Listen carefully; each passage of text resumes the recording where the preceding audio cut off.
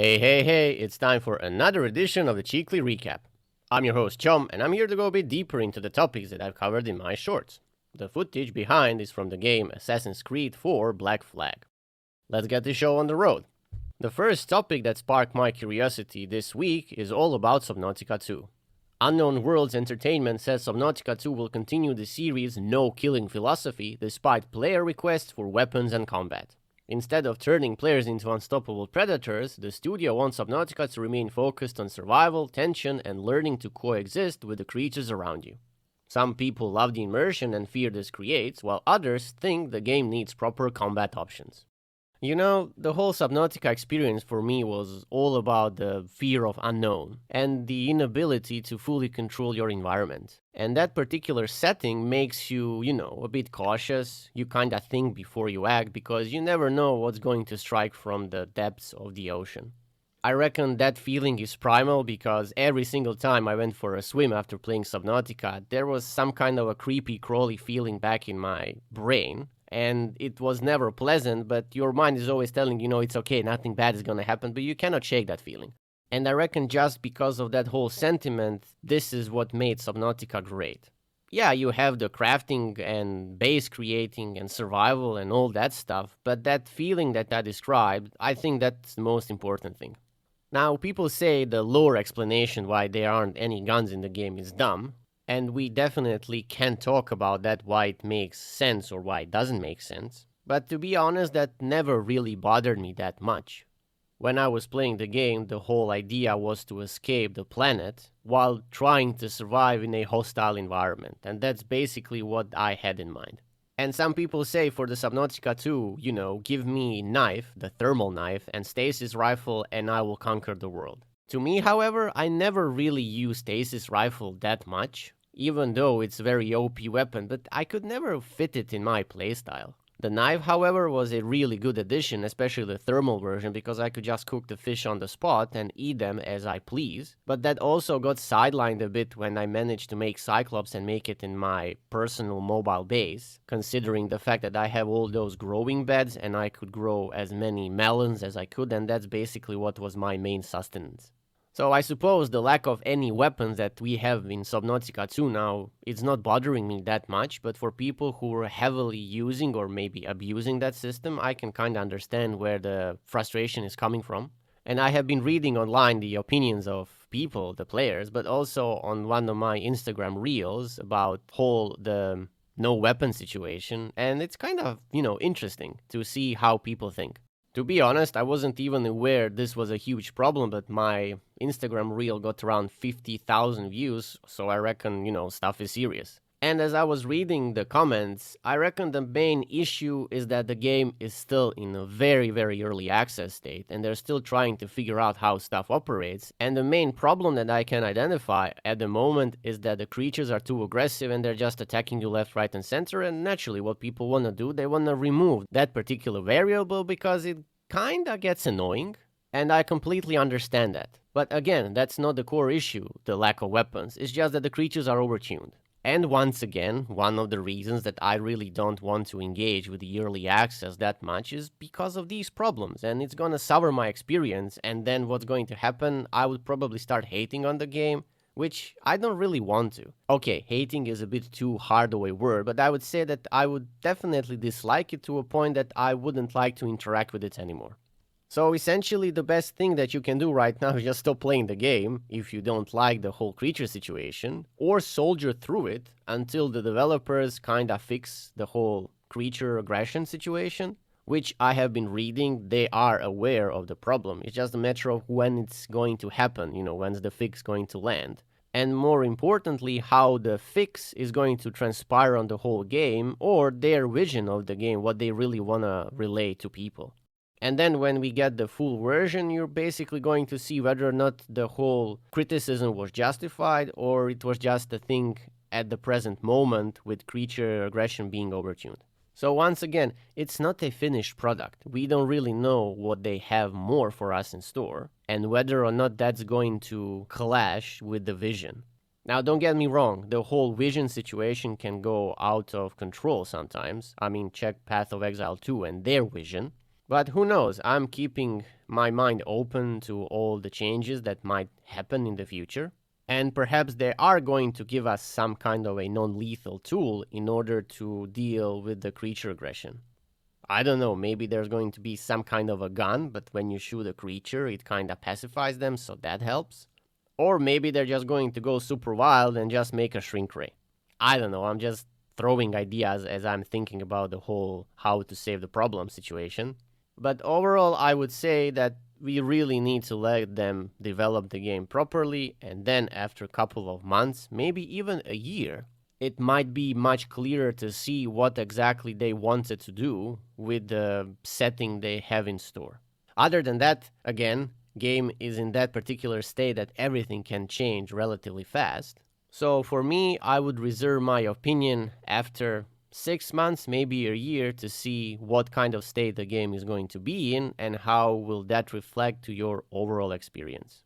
Because if you ask me, I definitely don't see myself running around with stasis rifle and thermal knife and just hacking and killing everything, because for me that was never the point of Subnautica, but who knows, I might be in minority here, or maybe the people who are having these issues with the lack of weapons, they are the loud minority, and you kind of see more of their side of the story because they are that loud, and then the rest of the people are just chilling and they don't really give a shit because they kind of are okay with it, but more importantly, again, they are aware that the game is going to change drastically from early access to, I don't know, 2-3+ years in the future. Let me know in the comments what you think about this whole situation. Is this a deal breaker for you, the lack of any weapons? Or maybe you're like, okay, we're gonna try and find some other means to survive in this hostile environment without breaking the whole vision thing that developers have in store for us. And speaking what's in store for us, Warhorse Studios have officially confirmed 2 huge upcoming projects, a new Kingdom Come Deliverance adventure and an open-world The Lord of the Rings RPG set in the Middle-earth. Details are still extremely limited, but fans are already excited about what Warhorse could do with Tolkien's world after the success of KCD2. If the studio can bring the same immersion and world building to Middle-earth, this could become one of the most anticipated RPGs in years. You might say that I'm a bit smug now, but I told you so. I definitely knew that they're going to make another KCD game, and I already made a video what I would like to see in that next KCD game, KCD3 or whatever it's going to be called. But I was definitely not expecting them to latch on this Lord of the Rings franchise, particularly because I think a couple of weeks ago, they said that they are not doing the Lord of the Rings game, and now officially they kind of, okay, we are definitely doing it. Was, smoke and mirrors, but this thing is happening. So in this particular situation, for this particular story, I'm not going to talk a lot about the KCD3, so the next KCD, because like I said, I already discussed that in a separate video that you can check out if you want. I'm definitely going to focus more on the Lord of the Rings side of the situation. Now, the whole premise is that we are going to take what KCD2 has, and we are sort of translating it into the Lord of the Rings franchise or universe. I might also make a separate video out of this, but hear me out, here and now that we are talking about this particular story. So, my whole view of Lord of the Rings, which is a franchise that I really, really like, is all about you, the player, feeling like some kind of a superhero, so to speak. And this is not me having this particular sentiment that I want to feel like a superhero. It's basically what's experience telling me based on the movies that I've seen, but also the games that I have played. And one game that I will particularly reference is The Lord of the Rings: The Return of the King. In there, you can basically become a god. You just hack and slash orcs like there's no tomorrow. You're doing these amazing moves, especially if you're playing like Gandalf. And 100% you feel like a badass. Then we have Middle-earth Shadow of War and Shadow of Mordor, where that sentiment is further emphasized, what the main character is able to achieve with all the powers and fighting moves. And finally, the same sentiment can be observed in the Lord of the Rings War in the North game. So you can kinda see what sort of a picture I'm painting with these 3 games. Your hero is a very powerful dude, you can do all kinds of things, and you're just mowing through enemies like there's no tomorrow. So, that being said, I don't really know how Warhorse is going to adapt their combat system for the situation that I already described.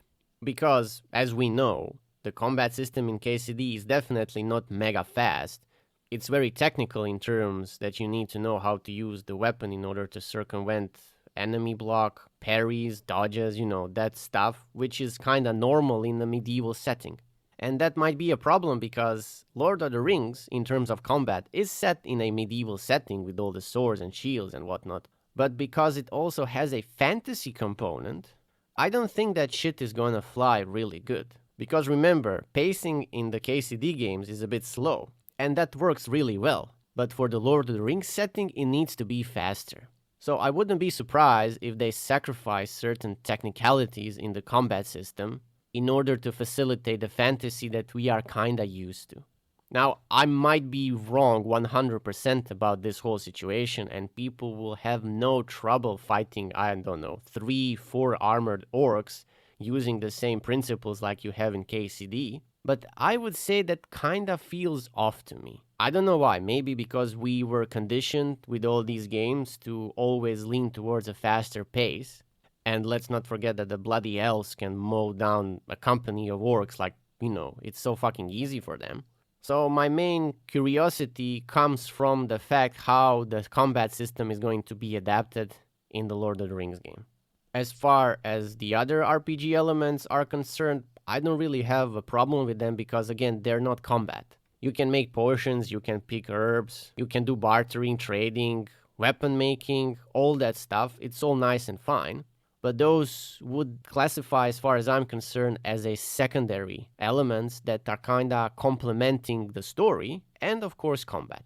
So yeah, at this point, the whole Lord of the Rings thing, I'm mostly curious about how they're going to package it in their already existing formula. Maybe it's going to be amazing, maybe it's not going to be that amazing, we don't really know. And like I said, I'm only speculating at this point, providing my wisdom based on the past experience when it comes to playing Lord of the Rings games. So to conclude, the best thing that I can say at the end is I wish them good luck. I hope they succeed in their mission to bring Lord of the Rings franchise to a whole different level. And I cannot wait to see what they have conjured, because me being a huge Lord of the Rings fan, I'm kinda excited about this project. So yeah, I think I'm gonna be keeping my eye on this Warhorses project. And who knows, maybe we get some kind of a preview or something in the nearby future so we can get more information and speculate a bit more.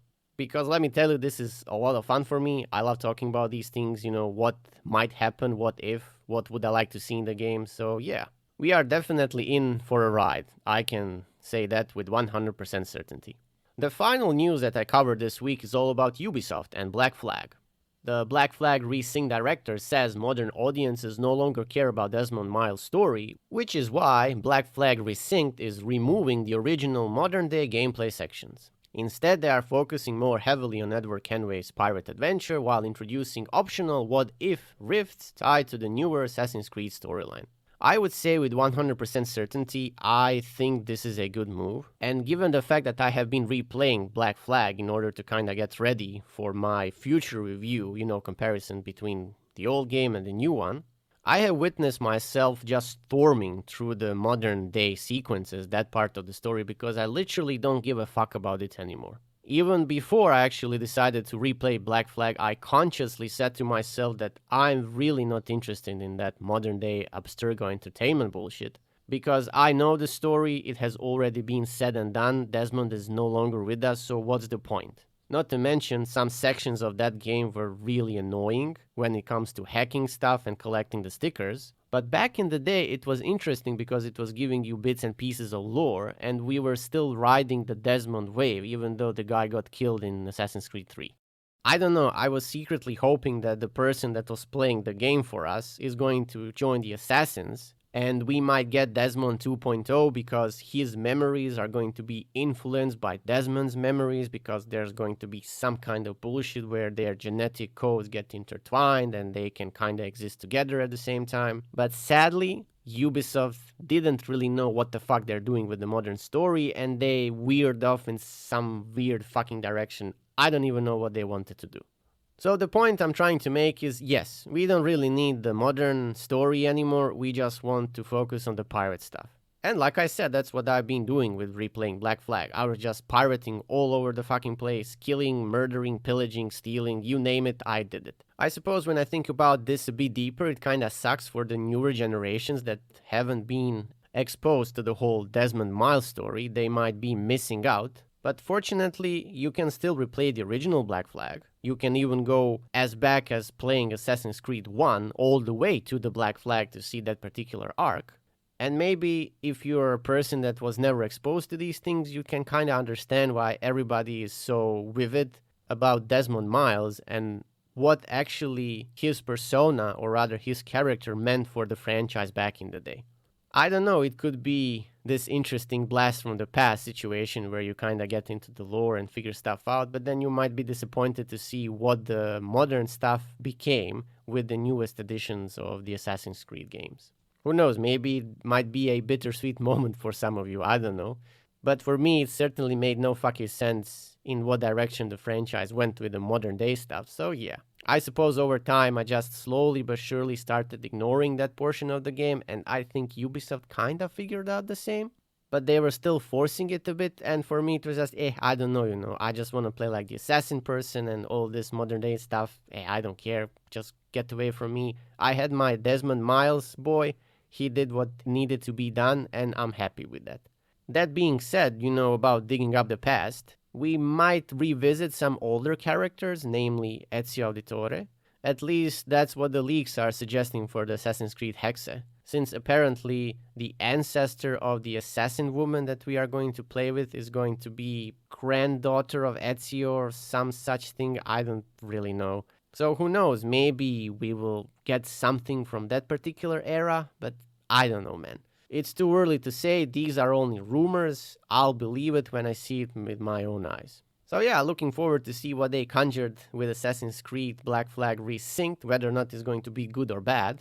And as for Desmond Miles, like I said, nice knowing you, buddy. You did what you needed to do, it was amazing.